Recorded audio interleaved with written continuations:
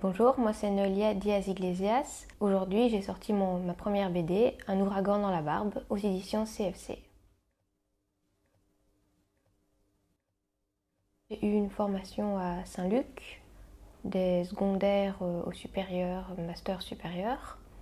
Et j'ai fait illustration bac 3. Et quand le master BD est ouvert, j'ai rejoint le master parce que j'ai croisé Thierry à la fête de la BD en septembre. Il m'a dit viens, il y a le master qui va ouvrir, il faut trop que tu viennes. Et donc j'ai essayé et ça m'a bien plu de faire la passerelle Illu-BD. J'ai appris à écrire et avoir une narration différente, d'où le fait que mon livre est un peu hybride. Le livre est à mi-chemin entre la bande dessinée et l'album jeunesse. Donc la particularité c'est qu'il n'a pas de cases et en bande dessinée la narration se fait case par case, tandis que l'album jeunesse va travailler planche par planche. Mais là, comme j'étais dans un master bande dessinée, on était un peu poussé à aller au-delà des limites de la bande dessinée. Et donc moi j'ai choisi de questionner l'entre-deux entre le livre jeunesse et le livre bande dessinée classique. Alors c'est l'histoire d'une semaine de vacances de Hugo et sa maman qui vont rendre visite à son grand-père qui vit seul. La particularité c'est qu'ils ne se voient pas souvent parce qu'il y a un conflit familial entre la mère et son père. Et donc pour Hugo, ce grand-père c'est un grand barbu inconnu qui grogne tout le temps.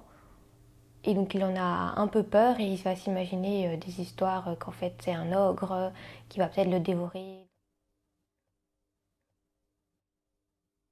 Pour un travail durant le master, j'avais dû faire des recherches sur les relieurs au Moyen Âge et j'avais lu que la plupart d'entre eux étaient surmuets.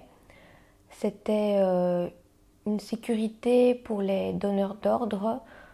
Comme ça, même s'ils lisaient les livres, ils ne savaient pas les rapporter et donc il y avait moins de risque de copie parce que le relieur était illettré et surmuet. On ne voit pas beaucoup de surmuets dans le monde de la littérature et encore moins illustré. Et donc je me suis dit comment faire pour caractériser un personnage qui ne parle pas. Et la particularité des surmuets, c'est qu'ils ont des gestes qui sont assez expressifs. Et donc j'ai cherché dans cette direction, j'ai regardé des tonnes et des tonnes de vidéos, de mots, de gestes faits par des surmuets pour arriver à capter l'essence de mon personnage.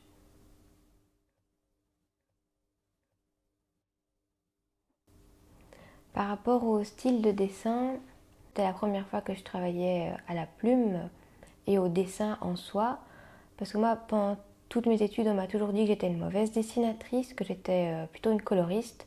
Et donc, j'ai jamais vraiment travaillé le trait. J'avais plutôt honte en fait de mon trait. Jusqu'à ce qu'on me dise, mais non, mais en fait, c'est bien, il faut que tu y croies. Et donc, je me suis dit, bah allez, je vais essayer. Et je me suis un peu challengée à faire mes planches en fer pratiquement de crayonné en dessous. Donc là, je me suis vachement inspirée de Gabrielle Vincent, donc l'autrice de Ernest et Célestine, qui, elle travaillait toutes ses planches d'un coup, quitte à en refaire plusieurs, peut-être 50 fois. Elle étalait tout au sol et puis elle choisissait ce qu'elle préférait. Et j'ai un peu travaillé dans cette optique-là de je fais mes planches, elle me plaît, elle me plaît pas, hop, je la refais, c'est pas grave. Ou je découpe dedans et je colle et je fais des assemblages. Aussi dans la spontanéité du trait, par rapport à Serge Bloch et à Sampé, c'est vraiment deux références pour moi incontournables, notamment avec la plume.